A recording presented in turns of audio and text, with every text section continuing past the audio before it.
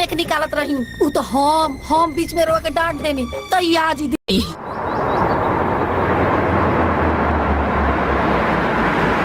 तुम्हारी नहीं खे का मार जाग राइल पड़ू।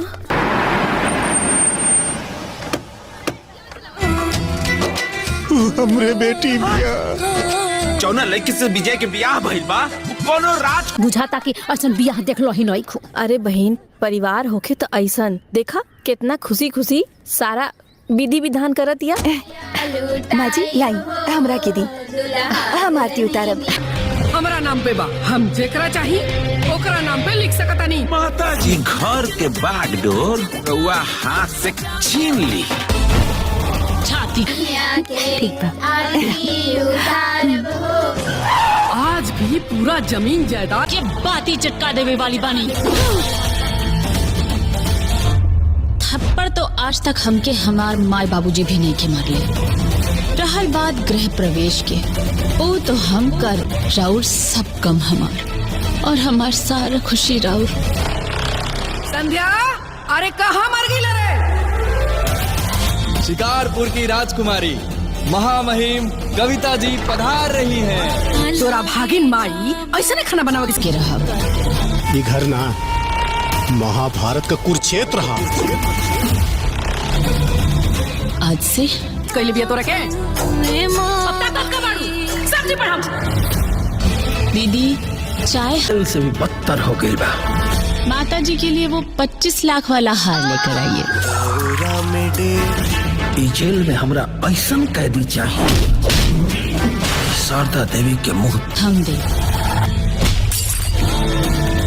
पतू और वो राजकुमारी। घर घर ना ये तोड़ जवाब दे सके। एक भीग भीती आगे बढ़ाई ले। आज के लगी है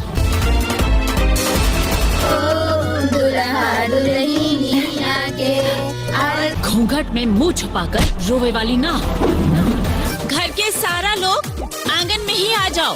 केहू के कमरा में चाय ना जाए याद से, बल्कि जुर्म करे वाला के कलेजा पे लात धर के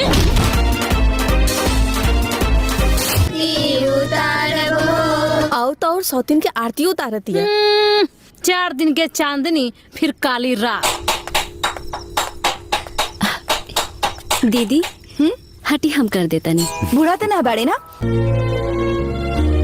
हाँ सब उल्टा हो गई। हाउ छोटकी अपन लड़का बड़की के गोद दे दलस। उहो हमेशा हमेशा खातिर। खुश रह बाबू।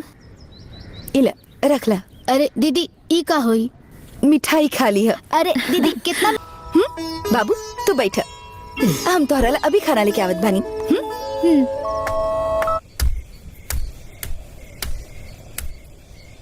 मिठाई खाई। ए चाची दे हमर चावल दे। जब देखत पीछे पड़ रहला बियाह हो रहा तबो दूसरा का मेरे घर खखुआई रहला। कैसे लोग के बताती। हम भाई बने वाला बानी। हम भाई बने वाला बानी। हम भाई बने वाला बानी। अब कर देनी। रोजी चल अपन बेटवा के देख ला। चला चला जा बेटा। तोरा से तो हम 1 लोटा पानी मांग लेनू तो तोर जवानी चक्को हमारे लगी। श्वेता एक काम कर, एक दौरा गेहूं और ले आओ। माई काय खातिर इतना में हो जाई। जौने बात ऐसन बतिये रहल कि रहल लगल कि पहले भौजी के बता दी। अरे हे भगवान हमार तो करम फूट गई कि पतो बन के आइला सा। दादा पहले से अपनी बेटी के सुख में हिस्सेदार बनले रहे, अब इनके भाग्यों में हिस्सेदार बन गई। इतना सुंदर बिया था वो बेचारी के हमें का दोष बा। और सवेरे ही सवेरे लिपस्टिक लागे लागल। कहीं नाच पार्टी में जाए के बकारे। लाज शर्म के पर्दा हटा के एक बात पूछी। अरे दादा मेहरारू सन के आगे वो दोनों ममुअन के ना चलेला। छटकी सन के यहाँ से ससुराल से मिठाई आयल बा। रउआ तमीन हल बात लइका के तो सबर कर। ए दीदी हमार बिटिया लोग ना पूरे दिन भर नमकीन बिस्किट खात रही है। खूब आशीर्वाद जाए। संजीवन कौनो लड़की के ना दे। पूरा परिवार चालू बा। तो हेलो दोस्तों, नमस्कार। आप सभी लोग आशा करते हैं ठीक होंगे।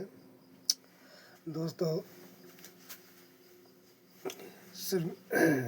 श्रीमती सिन्हा का जो है बहुत ही अच्छा मूवी आ चुका है और आप सभी को पता ही होगा कि श्रीमती सिन्हा का काफ़ी अच्छा मूवी होता है।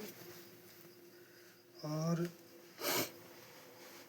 दोस्तों, काफ़ी हिट मूवी है, काफ़ी अच्छा मूवी था और आप सभी लोग देखे होंगे हमारे चैनल पे जो ऑफिशियल ट्रेलर डाले हुए हैं। दोस्तों, पूरा मूवी देखने के लिए हमारे चैनल को लाइक और सब्सक्राइब करना ना भूलिएगा और हम आशा करेंगे कि जो है मूवी आप सभी को फुल मूवी हम लाए। दोस्तों, आप सभी को हम बता दें कि इससे पहले एक और मूवी आई थी जो काफ़ी हिट मूवी थी और ये जो मूवी है दोस्तों पारिवारिक मूवी है और अच्छा मूवी है, आप सभी लोग देखे होंगे। तो बस इतना ही दोस्तों, अब मिलेंगे नेक्स्ट मूवी के साथ भोजपुरी नेक्स्ट वीडियो में। अब तक के लिए बस इतना ही दोस्तों, नमस्कार।